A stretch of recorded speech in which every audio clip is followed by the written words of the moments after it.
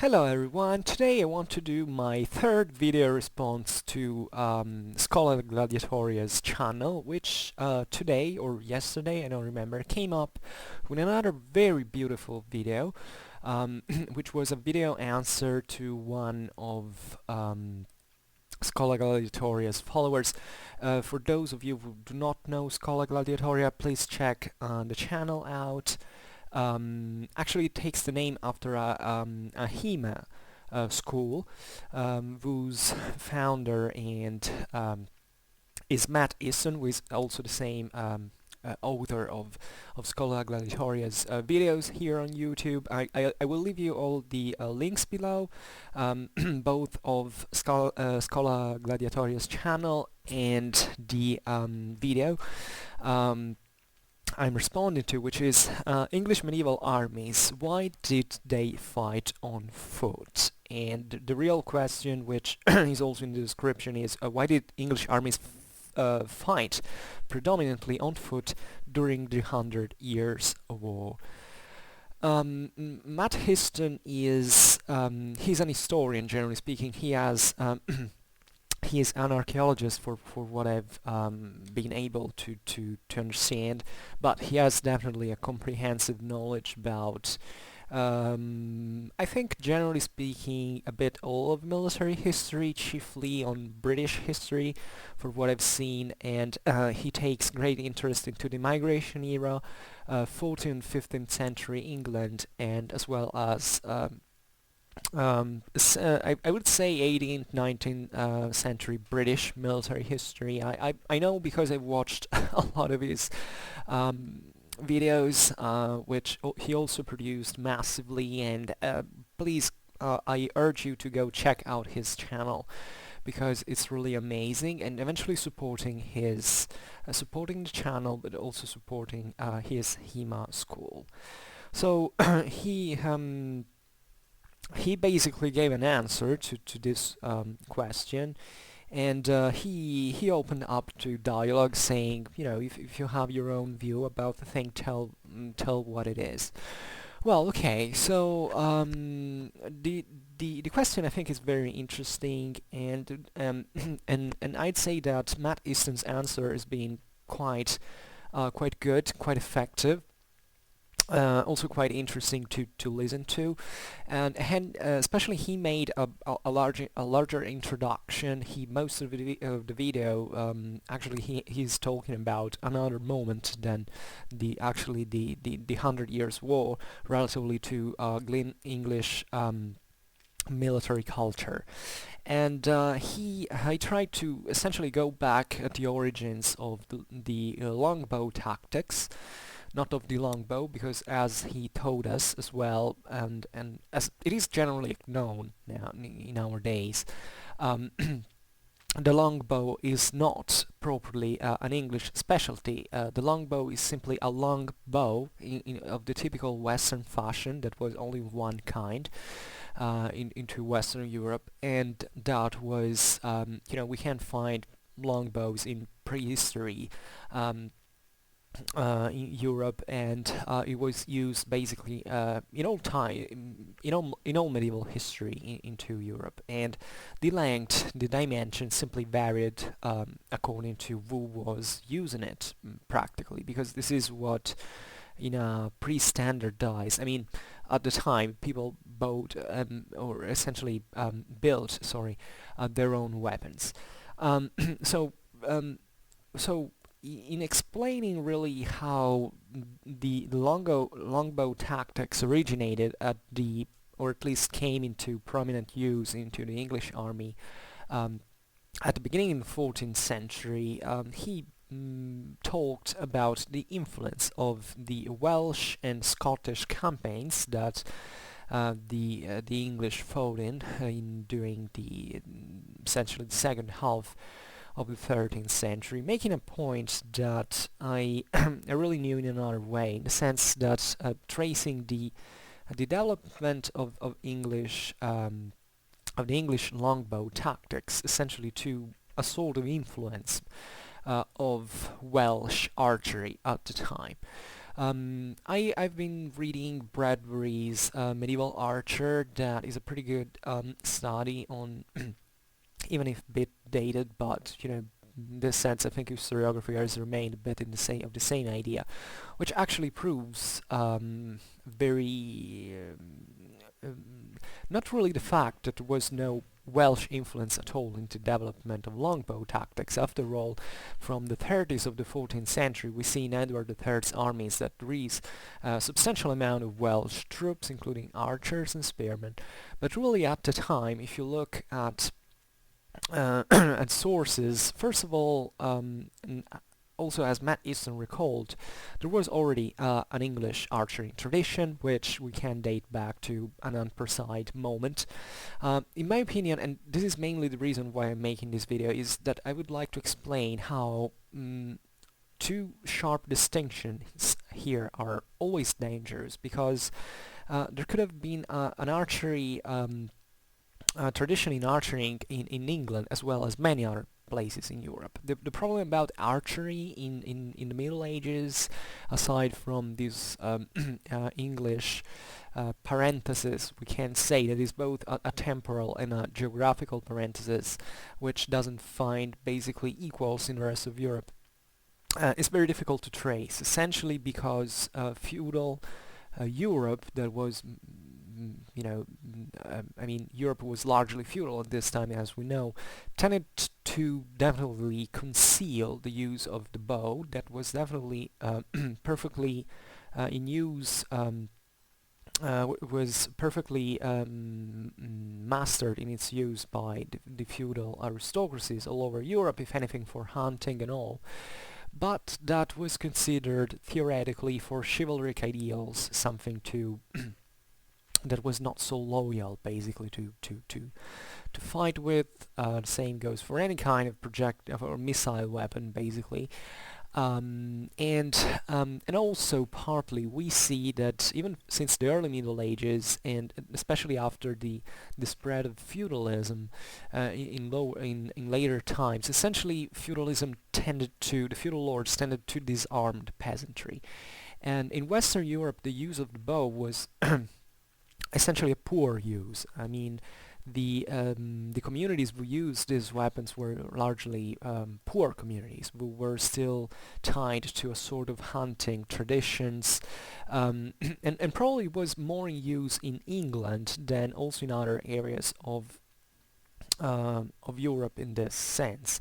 Not that there was in this sense a very prominent archering tradition into England before the 14th century, but definitely England was a kind of a rural region of Europe. There were very few cities, arguably only London grew to be a consistent center, and the Anglo-Saxon, and especially, but there is also another point, that is the Anglo-Saxon military organization, which was pretty Germanic in kind, and it was partly the expression of a relatively simpler, even poorer society that cared about keeping a certain degree of egalitarianism, because essentially society was not extremely stratified compared to other areas of Europe because of the local wealth differences, essentially per capita at least. It kept a sort of military organization was strongly based on the local communities.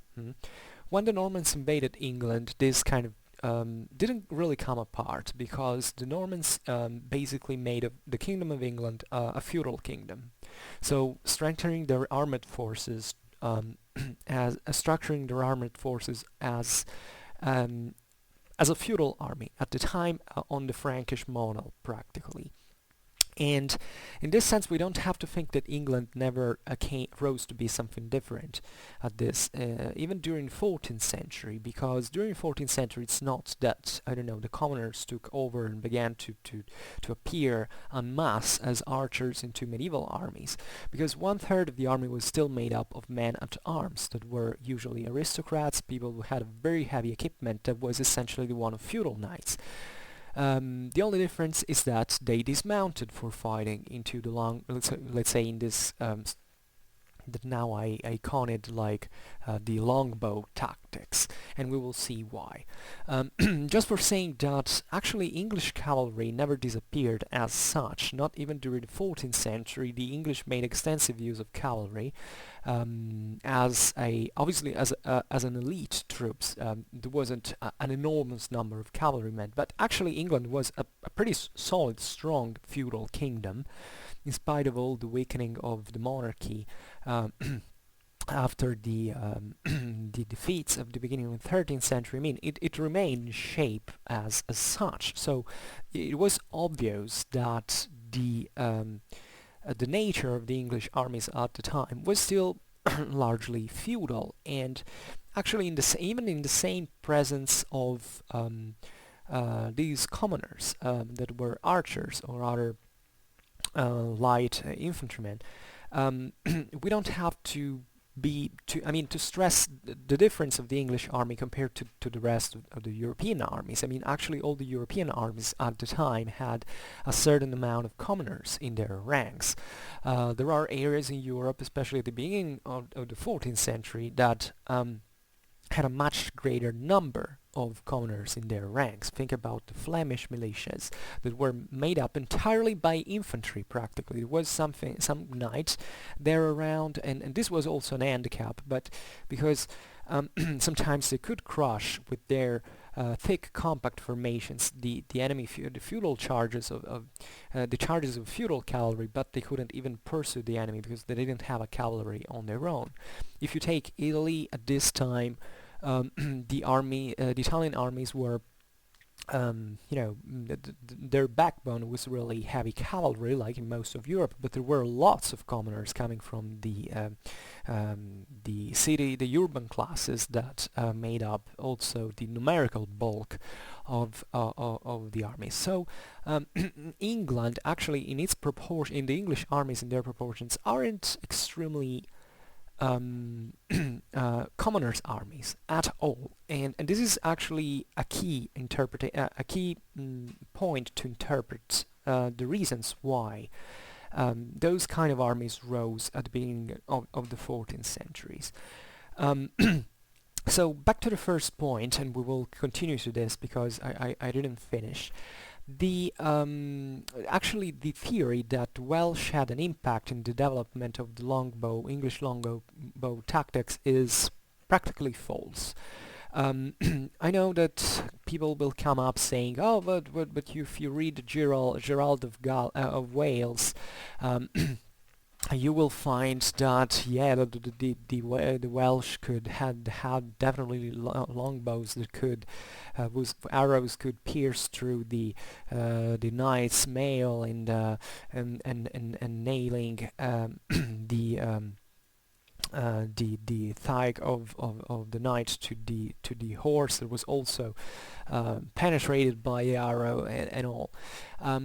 But actually, if you look at Welsh warfare, you understand that, I mean, why there shouldn't have been first of all, a longbowman in there. If there were in England, because we know that there were, in those times, we know actually that there were certain English communities, especially living in the countryside around certain boroughs and certain woods, so even very rustic communities that were actually famous and way more famous than the Welsh in their archering abilities, and that are mentioned by the English sources. The Welsh actually do not appear to have been a particularly better or more skilled in general as archers than the English. If you actually look at the English armies during the 13th century, first of all you see that the Welsh archers were inferior in number to the English ones, usually. They were poorly paid. They were paid even less than crossbowmen, which definitely did exist in English armies at this time. So these are pretty good hints that these renowned Welsh archers weren't actually a big match, although for the sake of honesty we should say that once the English recruited pretty good amount of Welsh archers, and they to go fighting into Ireland, and seemingly the Irish suffered very heavy losses from Welsh archers. But in generally speaking, on the broader picture, there is no historical evidence that the English actually developed their own.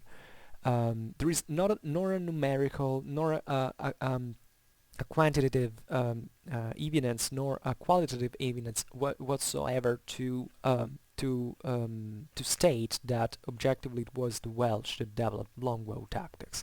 This is a mechanicistic interpretation, a technologistic interpretation. The sources, the few things we know, tell us otherwise. Surely the Welsh had archers and longbowmen like anyone else. Surely also they were pretty skilled into guerrilla tactics and all. But generally speaking, Welsh military traditions as a whole didn't, and Welsh armies in general, didn't seem to be neither something particularly developed. It's pretty obvious that if you are a feudal army like the English one was, and you go invading Wales, which is a pretty tough ground, it's a the terrain is pretty difficult. It's heavily forested, hilly, mountainous. It is inhabited by these populations that are definitely not feudal in their own kind. They have a relatively more egalitarian character. They're poorer, more primitive, and they will rely on guerrilla tactics in order to fight the English cavalry, and that the English cavalry will have to dismount, and that the English armies will have to definitely recruit some Welsh mercenary, given that they are there. So it's really something normal to see that was integration of Welsh elements into the English army, but I repeat, there is no historical proof. I'm not saying we know cent for cent, but there is definitely, for what we know, no historical proof, and all the hints we have go really in the opposite direction for stating that the Welsh revived in some form the use of archery into the English armies. The real turn point was really the Scottish Wars of Independence. The Scottish Wars of Independence are part of a greater chapter in European history of the tactical progress of infantry during the first half of the 14th century. Actually, the Scots were actually already pretty strong in infantry in previous times and during the same end of the 13th century. And the reason why the English began, seemingly, for what we know, I repeat it, these are the general interpretation. Our evidence is pretty scanty. We have no certainty at all of most of what we're talking about. But what we can see is that the English began to increase the number of their archers in their army, in order to basically soften up the Scottish Chiltern formations, were actually static formations, because the English feudal cavalry couldn't basically break through them otherwise. So this was actually a pretty clever move, because it is something you don't find so done by other feudal armies in the other regions of Europe into which the rise of commoners' infantries actually took place. So there is probably some X factor that England had that we can't fully grasp, that eventually brought to the increase of archers, but we neither have to stress too much that this was something so unusual for medieval standards. We know that archers were used everywhere. Even in France, it was so keen on feudal cavalry. It was used in Italy. It was used really as an average present. I mean, the archer is something that can turn out useful in many occasions, especially if not in pitched battles, which which is something that definitely began to occur on the British battlefields, and because of the English forces fighting on the European continent. Um, um, the archer is a pretty useful trooper when you have to carry out scouting, reconnaissance, or anything, and sieges and all. It is true though that the rest of Europe had begun to develop crossbows probably more than England did, but even on this, it's very debatable in many ways. We don't have this huge evidence, and the absence of evidence is not really evidence of absence, especially in this case, because I think that the modern mind, even if you look at historiography and certain wargamistic influenced authors, they tend to say, if I don't see this thing here, it's basically because there likely wasn't.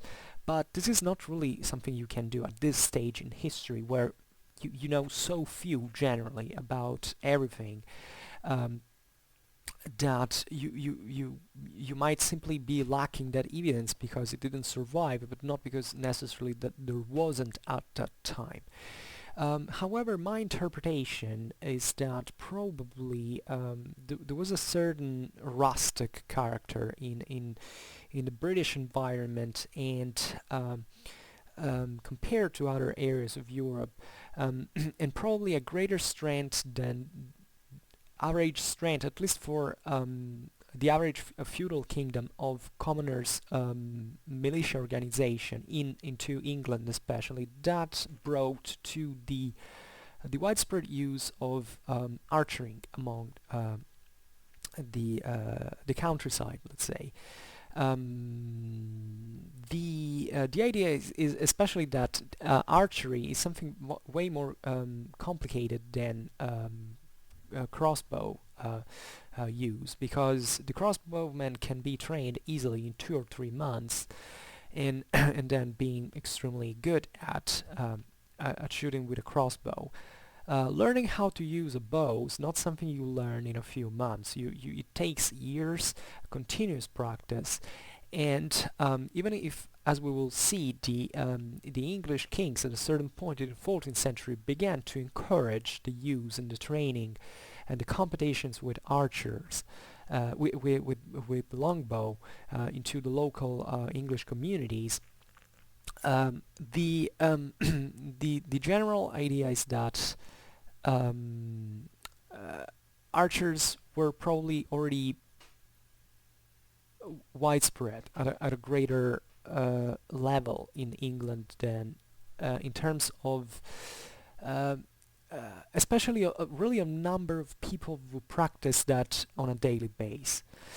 This is my idea. It really doesn't mean that you have better archers, and this is another thing that we have to stress. I mean, you can't have people who use bows. Bows have been used everywhere in Europe, but these English longbow tactics are really this unique evenience in European military history, for which there was an army that so heavily relied partly on this large number of archers. So the idea is that why nobody actually developed these tactics elsewhere in Europe. So probably even if the archer was more widespread into the English countryside than other countrysides in Europe, let's say in Italy or France or Germany, and this is very relative, because still using a bow for hunting, for taking for surviving, essentially, I stress this, in a poor environment, because usually at this time European peasants didn't go hunting extremely much, or at least they were increasingly tied to working the land on these extremely wide feudal estates that were controlled by the nobles and that didn't leave much room from the for other activities aside from the regular work or the increasing corvée that increased definitely during the Low Middle Ages. So what really happened, according to me, is that the English armies definitely had, at the end of the 13th and at the beginning of the 14th centuries, a higher amount of archers into their ranks compared to other European countries, including others of even equally of Germanic tradition, like in Anglo-Saxon England was definitely the case. Just for saying that it just doesn't, I don't think really that English archery in this sense has much to do with its the Germanic origins of the English people. I think that it has to do more with the local wealth of especially of the lowlands in England, and also the increasing let's say monetization of the market of war that could attract let's say desperate people for military service from other depressed areas of Europe, like that existed especially in the British Islands at the time. So my idea is that in order to practice with a longbow proficiently, in order to be recruited en masse for participating into the army, you have to be a bit better off than just a peasant that needs to strive to survive. So probably even the rustic use of the bow in England is probably a relative factor. What really triggered in reality the emergence of longbow tactics during especially the 30s of the 14th century is the military genius of Edward III. Edward III was probably the greatest and most complete genius in English military history. He had he was he developed the English army at so many levels, also in naval warfare, into siege warfare and all.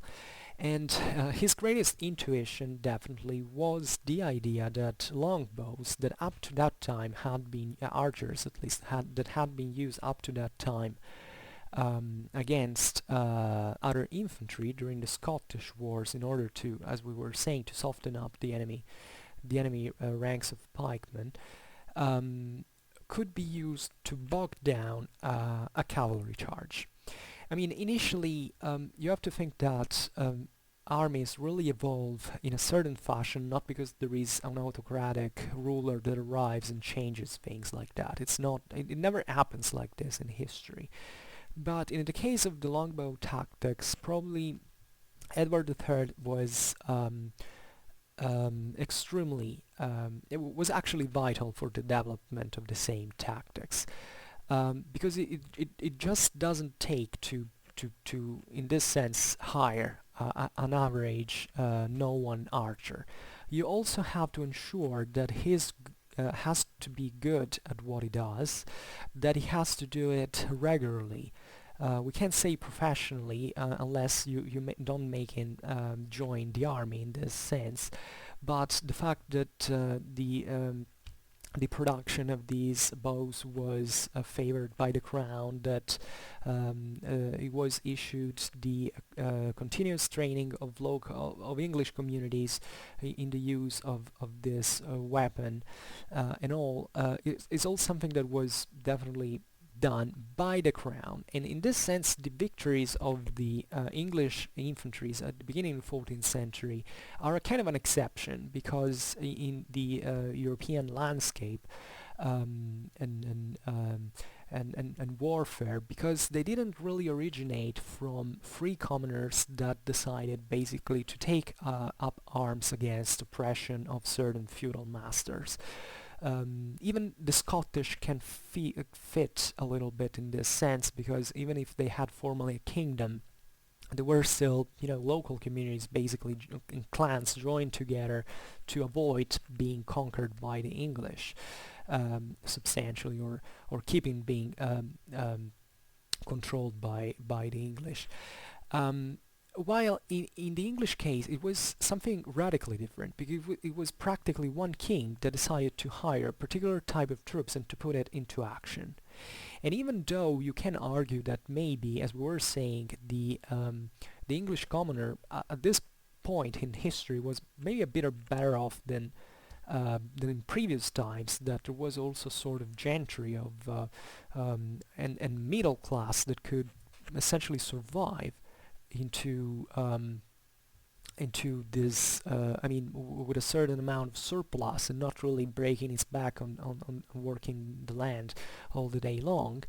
That definitely favored this process, because if that hadn't been the case, probably Edward III would have not had the human material to achieve, and not possibly also not even the economical material, because the wealthier the society is, the more you can tax it with certain degree of income, at least.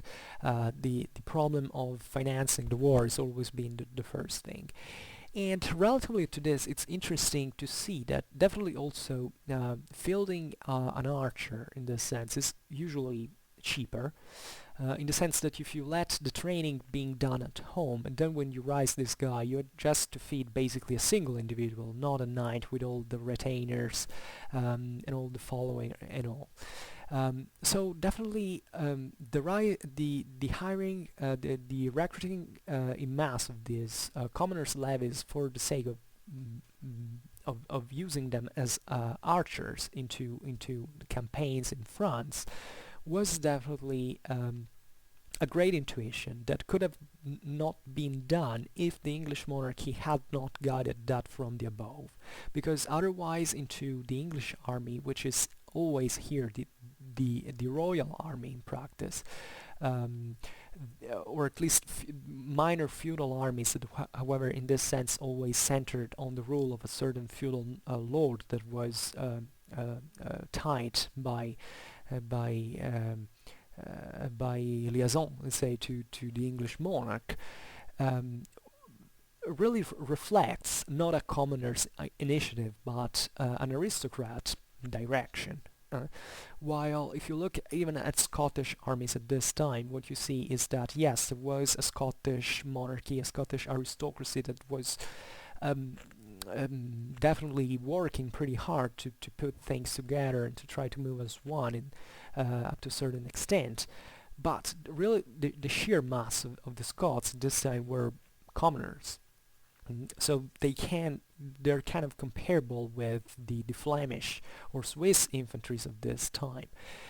The point is, why fighting on foot also at that point? Well, first of all, we have to remember one thing that we were saying before, that is that together with the bowmen, there was actually a very consistently strong part of men at arms.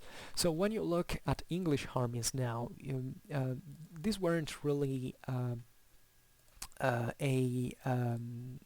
armies of commoners.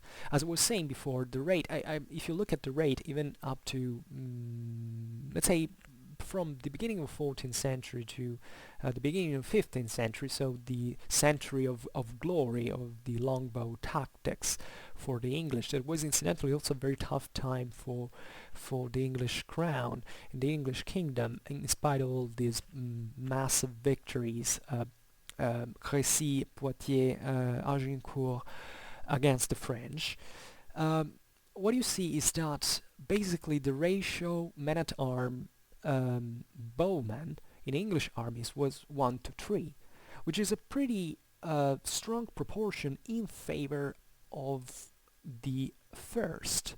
Because once again, if you look at the majority of other European armies, the knights or men-at-arms in this sense were quite of an elite. It is true that there is a rise of professionalism in 14th century Europe, for which, in a certain sense, even the armies of commoners that rise in the first half of the centuries eventually either get defeated or at least they get gentrified and they stop fighting, they leave matters of war to mercenaries. But it's still, in absolute terms, for that period of the Middle Ages, a quite high proportion of heavily armored guys next to and that's a pretty hard nut to crack practically from a tactical point of view. So when you look at let's pass to the problem proverb, why on foot? There is definitely evidence that from sources into which it is explicitly said that the English were imitating the Scots in this thing, because they had been fighting against the Scots. The Scots had armies of very thickly packed formations of the Chiltern and all, and therefore it seems that the English had begun to imitate them. I mean, they had as feudal armies, they had let's say the cultural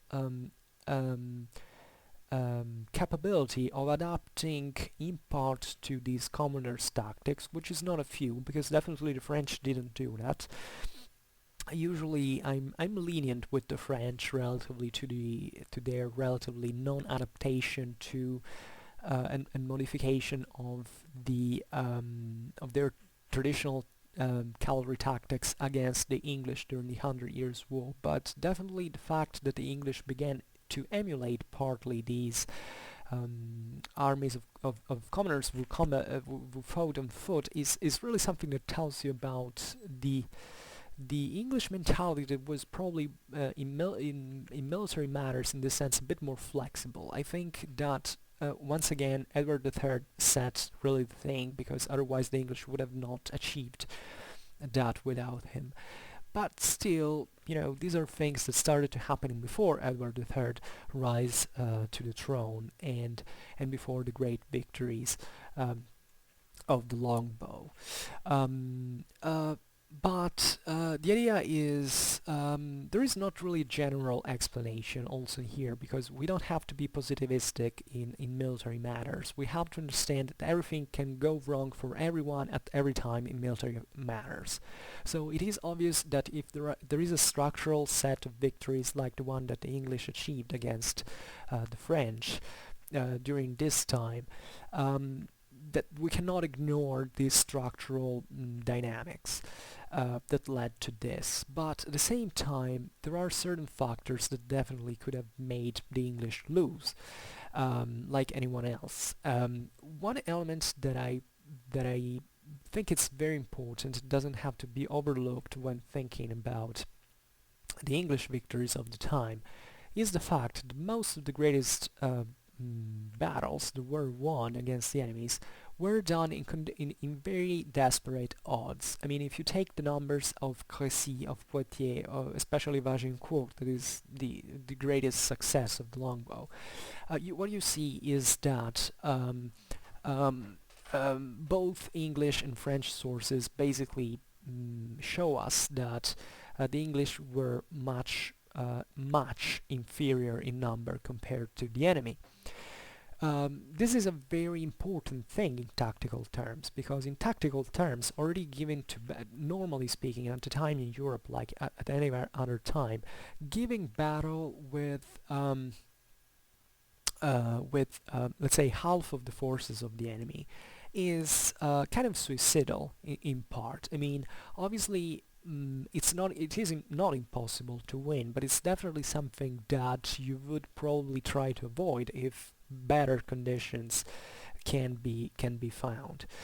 I believe probably the English armies at this time were pretty confident, telling the truth. They probably had also very high morale. There is also a certain degree of professionalism that you can spot in a certain, at least lifestyle that these soldiers were had during the campaigns in France that were organized in a different way. There was also a different type of warfare compared to the previous centuries.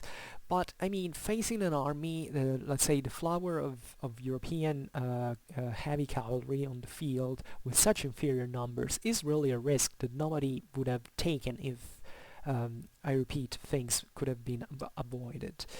And that confrontation could be avoided. Um, and in those conditions, the most immediate thing to do in absolute terms is to defend. I mean, attacking can be achieved, but either if you take the enemy by surprise and all, but in a pitched battle, that is pretty difficult. It is very difficult with such numbers, and therefore the most obvious thing to do is to defend. Can you defend with cavalry? Because those men-at-arms that the English had in their armies weren't guys that arrived there on foot. They were knights, they were cavalrymen, they were guys who deliberately dismounted to fight on foot. And this was partly not part of a standard English tactics that existed at the time. I mean, the intrinsic advantages of cavalry in warfare in general are always there. They don't change with time. Um, they do. I mean, the relation between the strength of infantry, especially with firearms later in later centuries, and against cavalry, are definitely an important element. But a cavalryman who dismounts is explicitly doing that to defend, because by definition the armor of cavalry cannot defend. So what you do is you dismount, and you attack the enemy. You wait for the enemy to attack you. Infantry can defend. That's the best defensive forces and the defensive armor that you can find. But in order for a 14th century knight to be needing to dismount, it means that the odds in that sense are pretty unfavorable. And this actually matches with the numeric ratio between the French numbers and the English ones. So also in here, we shouldn't think that the English were just campaigning France, saying, "Oh, now if the French attack, we will just use our longbow tactics with." Men-at-arms and longbowmen, and that's it. No, probably they would have tried even to achieve something else. We know that English still used cavalry. All the armies in Europe did that at the time. There is, I think, not really a very heavy structural absence of cavalry in England as sometimes it can be thought. There was probably, sure, there might have been less numbers, but in concrete warfare and giving the numbers that could be fielded by armies at the time, I mean, I really don't find any other reason for which the English could have not fielded heavy cavalry at that point. I mean, if you can field 3,000 men at arms in a single battle, you can field at least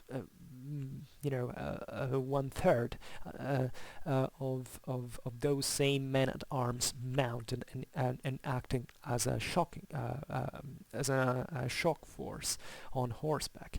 They wouldn't do that because they were attacked by a huge army, and all they needed was to maximize the defense, not to go in attack. So this is my personal view. I don't pretend you to agree with that, but it's a very important point to remember. As it is, naturally, a very important point to remember that the longbow tactics were combined arms tactics. I mean, those men-at-arms really were the guys who met the French cavalry in face to face. The longbowmen were intermingled. There is the hairs, all things you can search for, and there is a great debate relatively to that too, but it's pretty obvious that there were sections of men-at-arms together with longbowmen alternating on the line.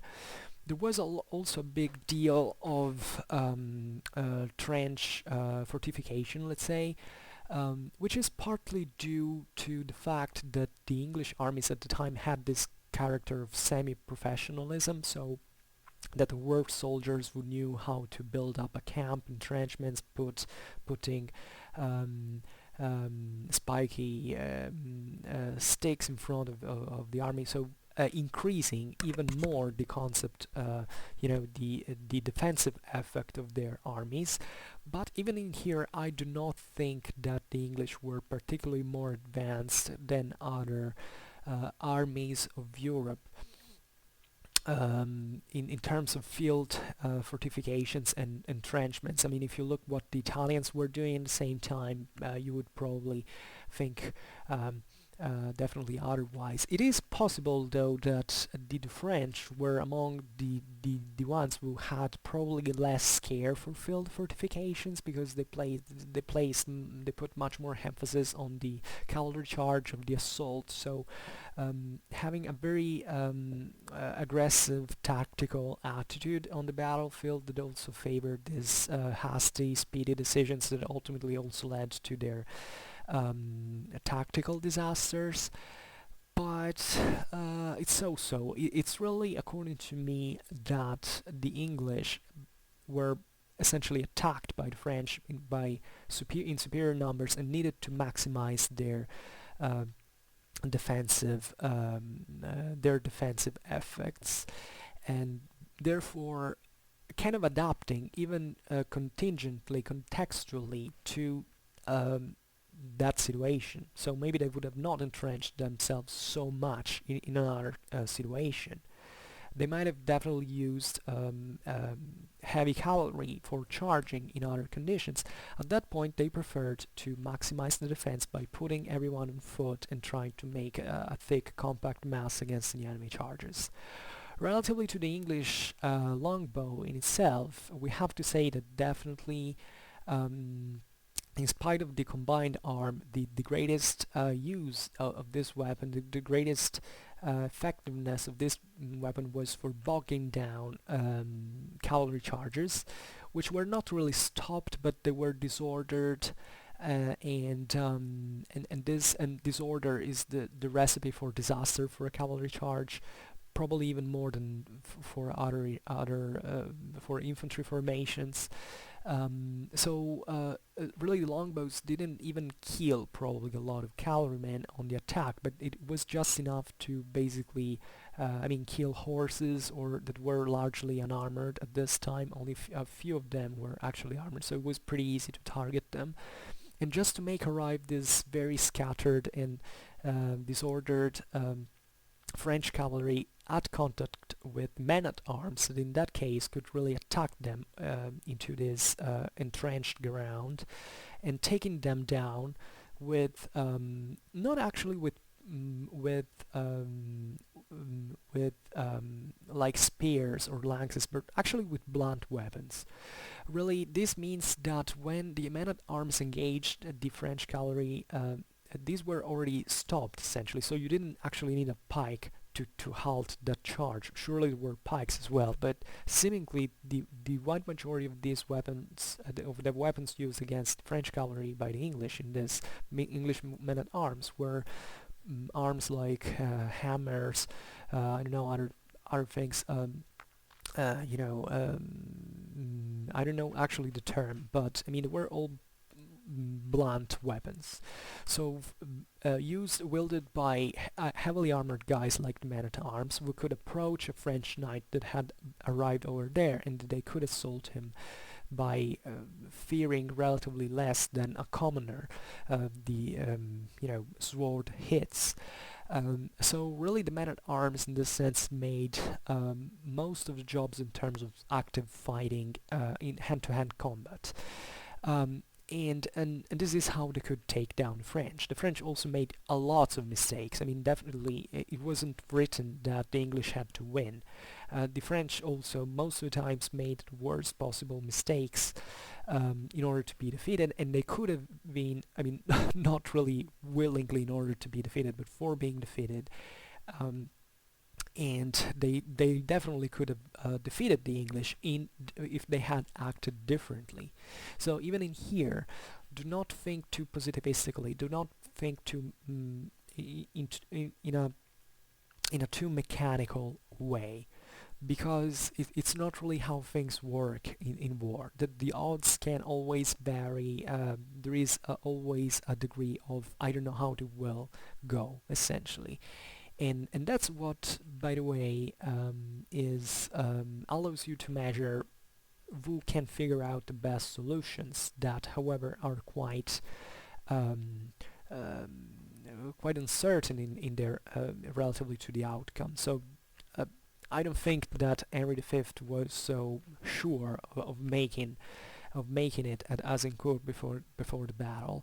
I don't think that the English were so sure to make it in the first place in any other context like anyone else. I mean, the morale can be high, but nobody could really be certain that victory is will smile to them. So this is what I wanted to say. Relatively to the use of English cavalry, I would like to add another thing, to stress this, that indeed the British Isles have never been really a great place for cavalry since ancient times. It's not really a good environment. Usually the Normans, for instance, imported their horses from Andalusia, the south of Spain.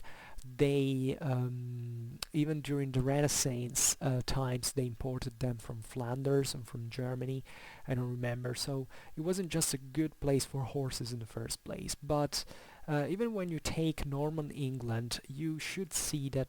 I mean, I don't think that this was the main reason why supposedly the English cavalry was inferior to the one of other countries, or at least deemed to be worse. Because if you take Norman England, they simply had some of the best cavalry at the time, because it was a feudal kingdom mainly, and they could definitely buy horses or train them. They had a feudal system that was instrumental to field heavy cavalry, which was perfectly well trained. Matt Easton quoted, William Marshall, that is kind of the epitome, like the symbol of chivalry, at least in England, but definitely could compare with the best cavalry, but with the best knights in all of Europe. So even this explanation, England is not that good for horses, for cavalry, for breeding them, yes and no. And I can tell you that definitely the English still used cavalry quite consistently throughout all the Middle Ages, substantially. It is true, as Matt Easton said, that it's usually from the 15th century that the English began to make greater use of heavy cavalry. While during the 14th there is especially this widespread use of lighter cavalry, like of or horse archers and all. Telling the truth, this happens also in the rest of Europe. So it's, in this sense, England doesn't make a great difference. Italy and Germany, for instance, had quite sharp rise of mounted crossbowmen that are a bit different, but essentially the role, the concept, the tactical function is the same. But even if you take the early Tudor armies, when Henry VIII fought into the Flanders against the French and all, you see that his army was anachronistic in many times, because at the time there were already pike and shot tactics developing. His German allies of the Habsburgs already used pikemen and arquebusiers. The English were fielding still feudal cavalry, heavy cavalry, and longbowmen. At that time, they were actually still effective, but still destined to fade practically. But just for saying that the essential nature of England as a feudal kingdom was definitely reflected by the presence of heavy cavalry at any time. They could have fielded them less frequently. They might have relied more on the foot archers, and dismounted men-at-arms, but the men-at-arms are knights, and they remained always there. And the fact that they favored fighting on foot in certain occasions doesn't really mean that they weren't good knights or that England didn't have heavy cavalry in this on a structural base, at least, or less than other countries in proportion. England wasn't that extremely wealthy in general as a country at the time. So this is also an explanation why maybe the English fielded relatively few cavalry, because that's also pretty heavy cost in practice. However, relatively to the War of the Roses, another point there is that you don't see a lot of heavy cavalry involved, as Matt and Easton rightfully said. And in my opinion, however, in that case there was a very different attitude that actually stresses the chivalric traditions of the English at the time, in the sense that, as we know, the War of the Roses was a sort of let me see if I find a better term.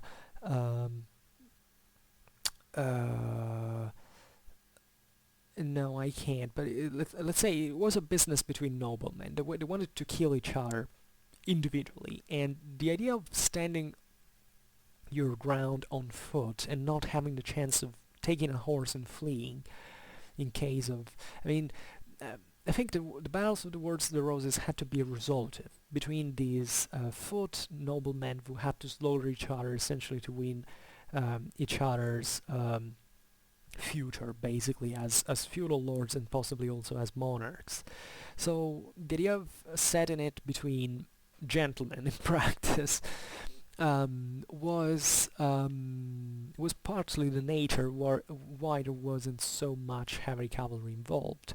Also, England wasn't that well off economically speaking at the time, so also these nobles didn't really have probably much to spend, but this is also a very relative statement. In general, I hope to have expressed my view about the subject matter, and I would like to thank especially Matt Easton for launching these very thought-provoking considerations. First of all, for talking about military history, which is something we really need in our times, I believe.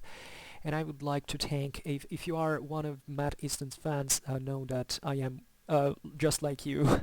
So I admire very much the guy and his work, and I just wanted to contribute with to the debate with my own opinion, and I hope that I will do that.